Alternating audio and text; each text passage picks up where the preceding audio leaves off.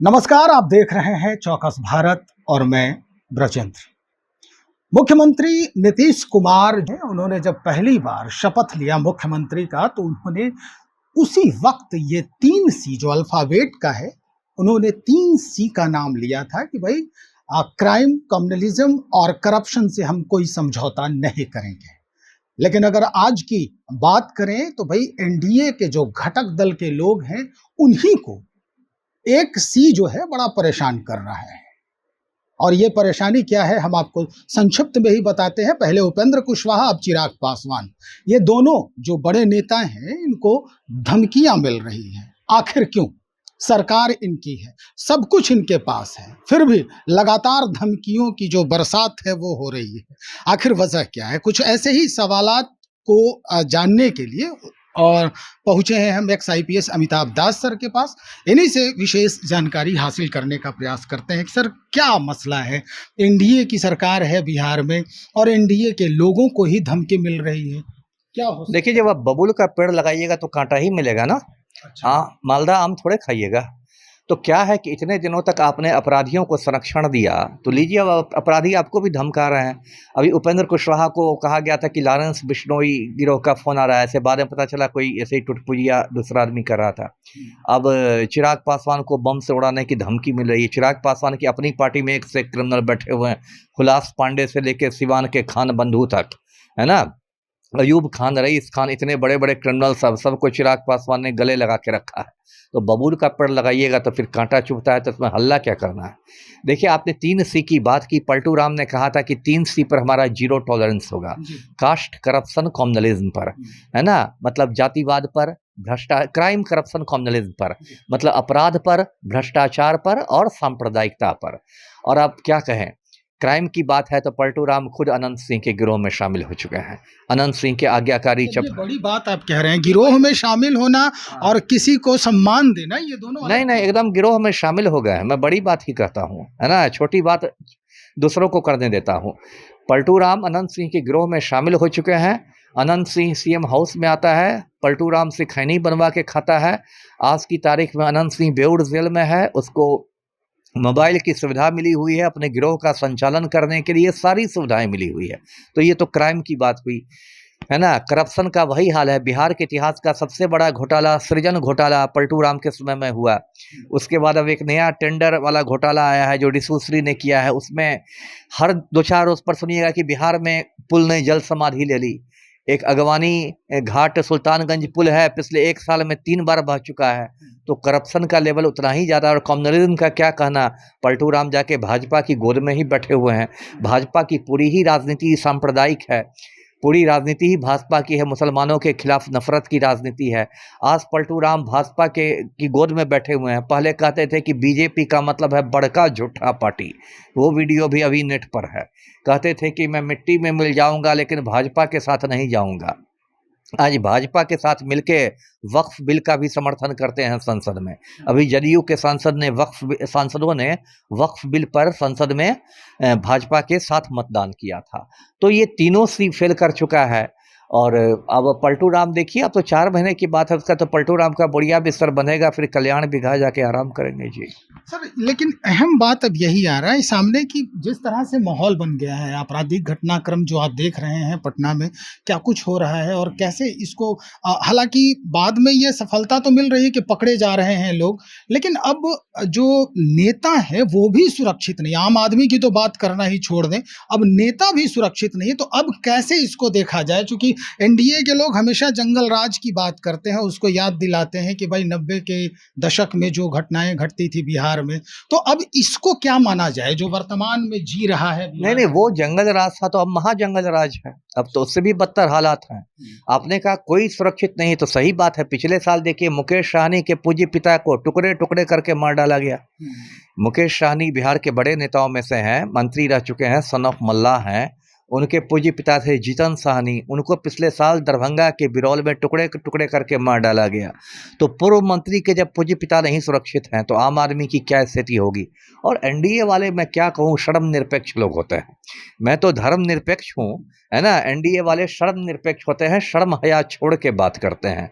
ये लोग कहेंगे कि ये नहीं वो नहीं। एक मैं तस्वीर दिखाता हूँ दर्शकों को। ये वरिष्ठ भाजपा नेता सुनील पांडे की तस्वीर है। सुनील पांडे का बेटा विशाल प्रशांत भाजपा का विधायक है भोजपुर के तराड़ी से, है ना। और सुनील पांडे को बड़ी धूमधाम से भाजपा में शामिल किया था दिलीप जायसवाल ने, प्रदेश अध्यक्ष ने। और सुनील पांडे आज की तारीख में वरिष्ठ राम भक्त है और प्रखर राष्ट्रवादी है और भारत को विश्व गुरु बनाने के लिए कटिबद्ध है। और इसके हाथ में दर्शक देख रहे हैं AK-47 राइफल है। AK-47 राइफल ये एक प्रतिबंधित हथियार है, मतलब कोई भी व्यक्ति ये हथियार नहीं रख सकता, इसका लाइसेंस भी नहीं निर्गत किया जाता है। फिल्म अभिनेता संजय दत्त के पास AK-56 राइफल बरामद हो गई थी तो मुन्ना भाई 3-4 साल जेल में रह गए थे, टाडा लग गया था, आतंकवाद विरोधी कानून लग गया था। और आज ये भाजपा का वरिष्ठ नेता सुनील पांडे हाथ में AK-47 लिए हुए है और बिहार में किसी IAS या IPS की औकात नहीं है सुनील पांडे के घर पर रेड डालने की, इसका AK-47 जब्त करने की, इस पर आर्म्स एक्ट लगाने की। और हमारे जो उप मुख्यमंत्री हैं सम्राट चौधरी डायलॉगबाजी करते हैं कि बिहार में कोई अपराध करेगा तो हम गया में उसका पिंडदान कर देंगे। तो ये सुनील पांडे जो AK-47 लेके घूम रहा है, ये क्या सम्राट चौधरी को नहीं दिखाई देता? इसलिए ये तो बहुत अभी देखिए बिहार में क्रिटिकल हालात हैं, नाजुक स्थिति है जी। चुनाव को देखते हुए क्या इस तरह का जो माहौल बनाया जा रहा है जो राजनेता हैं उनके साथ, क्योंकि उपेंद्र कुशवाहा जी की बात जो शुरू में आपने भी किया कि कोई जो नेता है उसी टाइप का, जो चिरकुट टाइप का लोग है, जैसा कि आपने कहा, वो वही धमकी दे रहा था। तो क्या ये माहौल भी बनाया जा रहा है चुनाव के पहले कि भाई धमकी दिलवाओ और इस तरह से पूरा एक सहानुभूति हाँ, नहीं, दोनों बात है। कुछ तो मतलब माहौल भी बनाया जा रहा है, जैसे चिराग पासवान को मुझे लगता है कि किसी ऐसे ही शरारती आदमी ने फ़ोन किया, उसको मैं उस धमकी को गंभीरता से नहीं लेता। हाँ, ये दिखाने के लिए कि देखिए मुझ पर बहुत खतरा है, एक माहौल बनाने की बात है। और असल में भी देखिए इतनी खराब स्थिति हो गई है कि लोग इस तरह की किसी बात पर यकीन भी कर लेते हैं, क्योंकि रोज़ाना इस तरह की बमबारी हो रही है, गोली। अभी देखिए मतलब गोपाल खेमका बिहार के टॉप व्यवसायियों में से थे और बांकीपुर क्लब से लौट रहे थे, अपने गेट पर उनका आके खून कर दिया गया। आपने देखा होगा CCTV फुटेज में कितनी आसानी से हत्या हो गई। तो जब गोपाल खेमका जैसे बड़े बड़े व्यवसायी की हत्या हो जाती है तो आम आदमी यहाँ किस खेत की मूली है?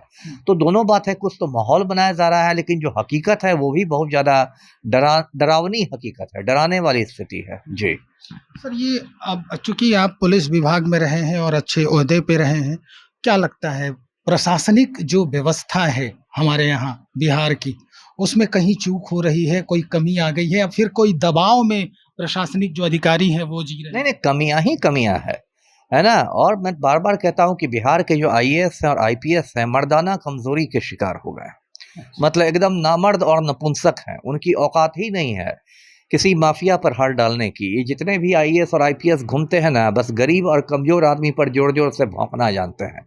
इनको किसी माफिया का नाम बोल दीजिए ना, अभी मैं यदि चीफ सेक्रेटरी को कह दूं, मुख्य सचिव को, कि अनंत सिंह को तिहाड़ जेल भिजवाइए, तो मुख्य सचिव टेबल के नीचे पाए जाएंगे, डर के मारे टेबल के नीचे घुस जाएंगे।